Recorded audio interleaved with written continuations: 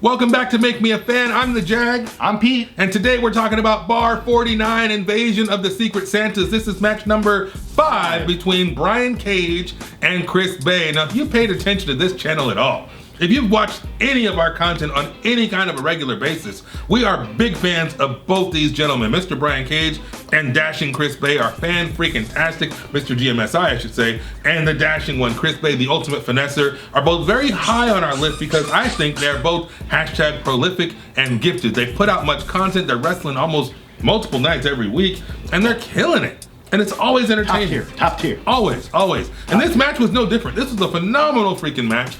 And of course, we got hashtag Pete's Picks. You'll see a lot of the action here. You see Chris Bey coming out to the ring. In the background, you got Kathy Campanelli and Mr. Condren. I think it's Kevin Condren on commentary. But then you see Chris Bey comes out. He's looking over his shoulder. People are talking. They're cheering for him. The crowd loves Chris Bey. But you know who else the crowd loves? You damn right. Mr. Get my stuff in. Mr. Get my stuff in, get my S in, GMSI, Brian freaking Cage. Now I gotta let you guys in. If you watched our videos last week or 2 weeks ago, I don't know when this is gonna air, we talked about Rogue Wrestling. At Rogue Wrestling, there was a tournament to crown the Rogue Wrestling champion. You had Chris Bey versus Matt Stone. You had Brian Cage versus Hammerstone, Alex Hammerstone, and they both won their respective matches to go to the finals at the end of the night, the main event. But it was a triple threat. The main event was Brian Cage, Ruby Reyes, and Chris Bey for the Rogue Championship. And to everyone's surprise, dare I say, Ruby Reyes won. Yeah. She won the championship. Stole it. Now, Brian Cage and Chris Bey were going at it. They had some good, intense spots, some moments in that match. And I felt like they had some unfinished business. And that unfinished business seemed to carry over to Bar Wrestling 49. Would you agree, Pete? I would 100% agree. I think it was exactly a week ago that they wrestled and they still had not gotten it out of their system. So they said to Joey, this is unresolved. Yes. We got to finish this. We got to make this happen because I got to let this fool know who the man is.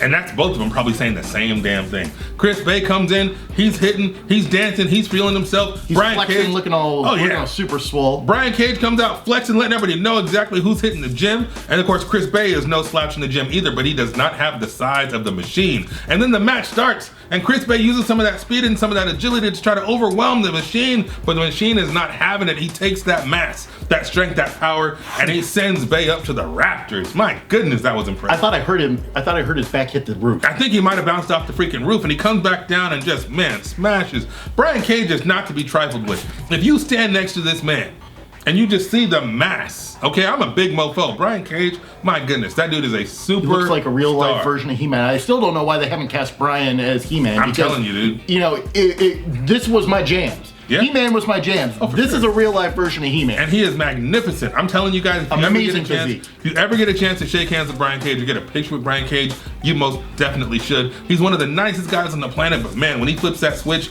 he is a freaking machine. And this match, the machine was in full force. He's taking it to Chris Bey. Chris Bey's hitting with an insecurity you see right here in the picture. They're going back and forth. Bey's feeling himself a little bit in this match.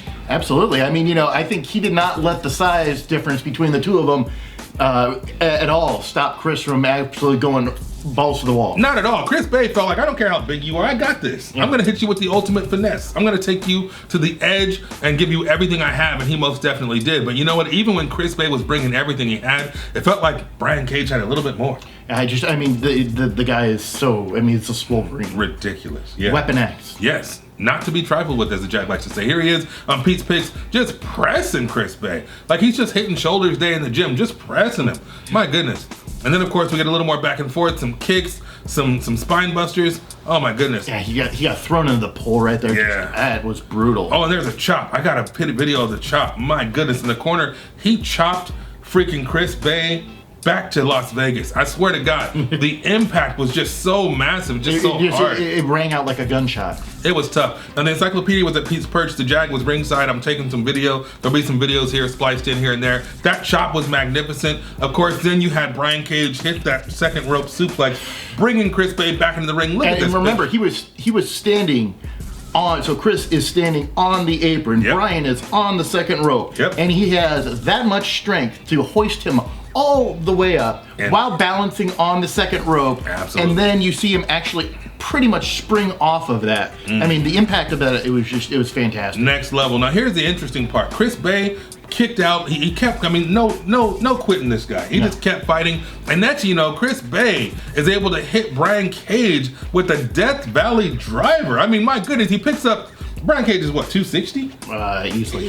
He's big. Easily. Puts him on his shoulders, hits this Death Valley driver. It looked magnificent. The Jack got a video. I don't know if my video is as good as this freaking picture, though. This picture is magnificent. Thank you, Chris, for sharing it. As soon as this came off the camera, I had to absolutely send this over to him. I mean, this look on his face is just like, and the look on Cage's face, this is phenomenal stuff. These are two pros doing their thing, in their element, kicking butt, bringing out the best in each other. For sure. This is definitely what two top athletes in any division. Absolutely.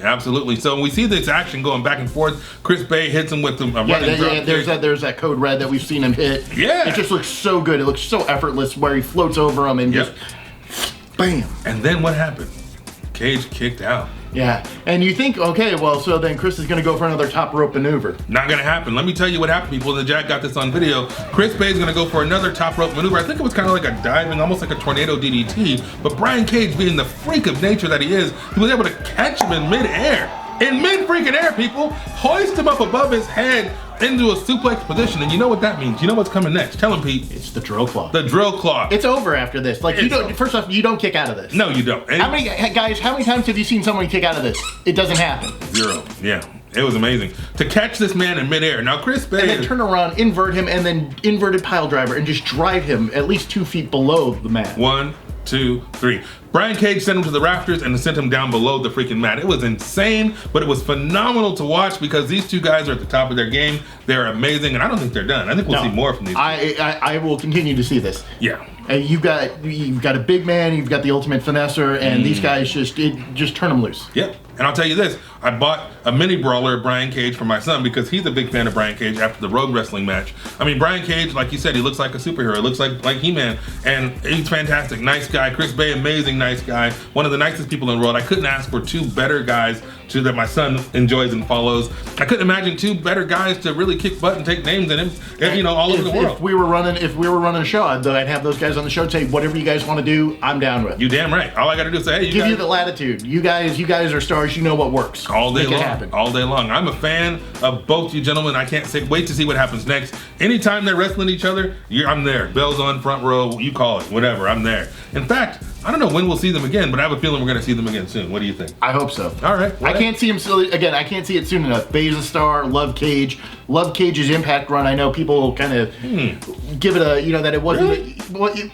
I don't know. And it turned a great story into Sami Callihan now having the title, and hopefully Tessa. Yeah.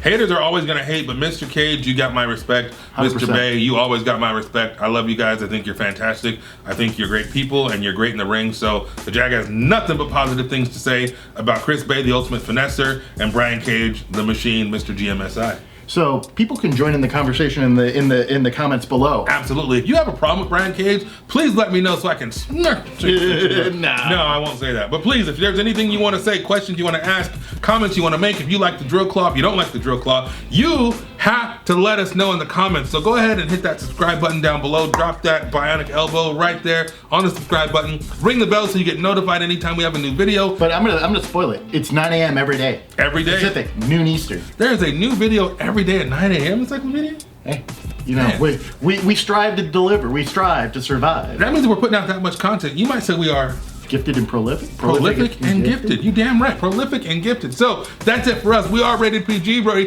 prolific and gifted. This is the Encyclopedia Pete Trerice. I am Jefferson Alonzo Greene, aka the Jag. That's Jack's pup eating on a toy. He's our favorite co-star, and you are our favorite audience member. We'll see you guys tomorrow.